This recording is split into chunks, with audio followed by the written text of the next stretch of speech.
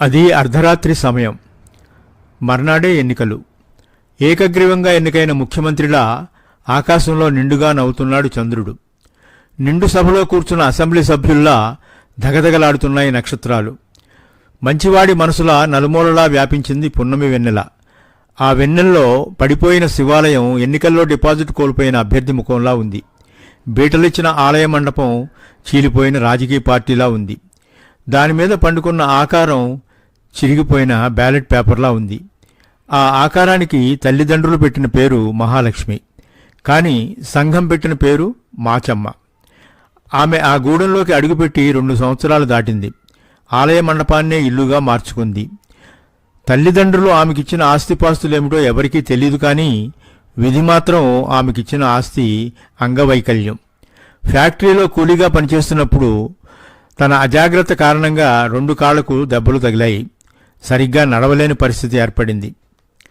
అంతకుముందే భర్త చేత వదిలివేయబడిన మాచమ్మ బ్రతుకు ఆ సంఘటనతో బజారున పడింది. జానిడి పొట్టను నింపుకోవడానికి అడుక్కోక తప్పలేదు. ఆ గూడెంకు 1/2 మైలు దూరంలో ఉన్న పట్నంలో పగలంతా అడుక్కొని దీపాలు పెట్టే వేళకు శివాలయం చేరుకుని గిద్దెడు గింజలు ఉడకేసుకు తినటం మాచమ్మకు నిత్య దినచర్య. వారం రోజులుగా విపరీతమైన జ్వరం కాయటంతో బయటకు వెళ్ళడానికి బద్ధకించింది. దాచుకున్న బియ్యం కూడా ముందు రోజు రాత్రి అయిపోయాయి. ప్రొద్దున్నుంచి ఒంట్లో బాగోలేదు. శరీరంలో నీరసం ఎక్కువైంది. కడుపులో ఆకలి ఒత్తిడి చేస్తుంది. అయినా ఆమె కళ్ళు మాత్రం రోడ్డు వైపు చూస్తూనే ఉన్నాయి. దీపాలు పెట్టిన వేళ నుంచి ఆమె చూపు అటే ఉంది. ఆమె మనసులో ఓ చిన్న ఆశాదీపం మిణుకుమిణుకుమంటూ ఉంది. ఏ క్షణంలోనైనా మహారాజులు రావచ్చు. గూడులోనోళ్ళంతా సంధ్యాలకే చేరుకున్నారు. ఈరోజు పోతే ఇలాంటి రోజు 5 ఏళ్ల వరకు రాదంట. తను కూడా అందుకనే ఈ కళ్ళతో ఎదురు చూస్తుంది. వాళ్ళ కోసం వాళ్ళొస్తారు. తమ బాధలు కళ్ళారా చూస్తారు. అలాంటి వాళ్ళు ఉండబట్టే తమలాంటి వాళ్ళకి న్యాయం జరుగుతుంది. ఈ ఎలక్షన్లు ప్రతి ఏటా ఉంటే బాగుండు. మడిసి మడిసికి నోట్లు పంచిపెడతారంట. ఎంత దయ్య ఆళ్ళకి. తమలాంటి వాళ్ళను ఆదుకుంటారంట. చల్లగుండాల. పక్కనే ఉన్న ఊతకర్రను తీసుకుని దాని సాయంతో లేచి నిలబడింది. అడుగులో అడుగు వేసుకుంటూ జాగ్రత్తగా నడవసాగింది. మండపం మెట్టును ఒక్కటొక్కటే దిగి కిందకి వచ్చింది. చుట్టూ చూసింది ఆశగా. ఆ చుట్టుప్రక్కల ప్రదేశమంతా రాళ్లు రప్పలతోనూ పిచ్చి మొక్కలతోనూ నిండిపోయింది. వెర్రి తలలు వేస్తున్న ఆధునిక నాగరికతల ముళ్ల చెట్లు అసహ్యాన్ని కలిగిస్తున్నాయి. తీరు తెన్ను లేని రాజకీయ పార్టీల్లా అస్తవ్యస్తంగా మొలకెత్తిన మొక్కలు భయాన్ని కలిగిస్తున్నాయి. మాచమ్మ దృష్టి ఓ మొక్క మీద పడింది. గబగబా నడిచింది మాచమ్మ. కామాక్షి పళ్ళు చెట్టు నిండా ఉన్నాయి. ఎర్రగా పండిన పళ్లను చూడగానే మాచమ్మ ఆగలేకపోయింది. ఆత్రంగా చేతికందిన పళ్లను త్రుంచి నోట్లో వేసుకుంది. దూరంగా కారు హారం వినిపించగానే ఉలిక్కిపడి చూసింది.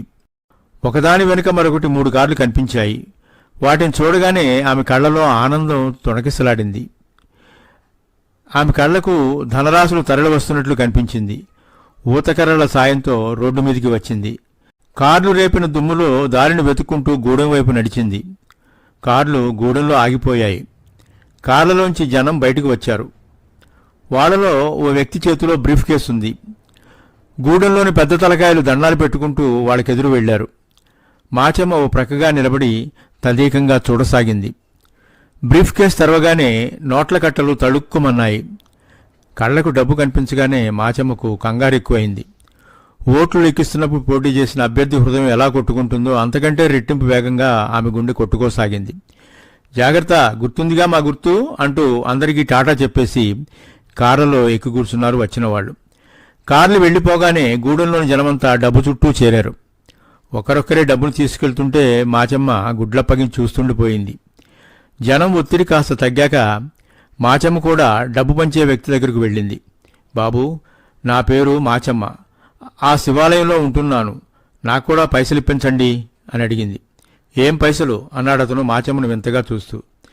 ఆ మహారాజులిచ్చిన పైసలు బాబూ. నీకు ఓట్లేదు, పైసలు రావు అన్నాడతను.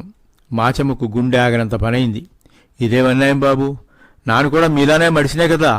నాను కూడా మహారాజుకే ఓటేస్తాలే, పైసలు ఇప్పించండి. పైసల్లో గీసల్లో పో అంటూ కసిరాడు ఆ వ్యక్తి. మాచమ్మకు పిచ్చెక్కినట్లయింది. దయచూపండి బాబు, నా కడుపు కొట్టకండి దీనంగా వేడుకుంది. కళ్ల వెంట నీళ్లొచ్చాయి. ఈ ఏడుపేదో ముందే ఏడ్చి ఓటు రాయించుకోపోయావా? మాచమ్మ వయసే ఉన్న ఓ ఆడమనిషి అంది మెల్లగా. మాచమ్మ ఆ ఆడమనిషి దగ్గరికి వెళ్ళింది. నువ్వైనా నాకు దారి చూపు తల్లి, మీ అందరికీ ఓట్లు ఎవరు రాశారు? ఆత్రంగా అడిగింది. ఈ పేట కౌన్సిలర్గా చేసిన లాయర్ బాబు, ఆయనే మా అందరికీ ఓట్లు రాయించారు. ఎవరికైనా తినే ప్రాప్తం ఉండాలి, ఏం చేస్తాం పాపం, నీకు అదృష్టం లేదు. ఆడమనిషి ఆగకుండా మాట్లాడేసింది. కానీ మాచమ్మ అవేం వినిపించుకునే స్థితిలో లేదు. లాయర్ బాబు ఓట్లు రాయించాడన్న ముక్క ఆమె మనసులో ప్రవేశించింది. మరుక్షణమే పట్టణంలో ఉన్న లాయర్ గారిళ్ళు మాచమ్మ మనసులో మెదిలింది. ఆ వార్డు కౌన్సిలర్గా పనిచేస్తున్న లాయర్ చిదంబరం మాచమ్మకు బాగా తెలుసు. ఎందుకంటే ప్రతి ఏటా లాయర్ గారు తన తండ్రి తద్దినానికి మాచమ్మ లాంటి అభాగ్యులకు అన్నదానం చేస్తుంటాడు. మాచమ్మ ఇక ఆలస్యం చేయలేదు. లాయర్ గారింటికి బయలుదేరింది. అక్కడికి దాదాపు 60 మైళ్ళ దూరం ఉంటుంది.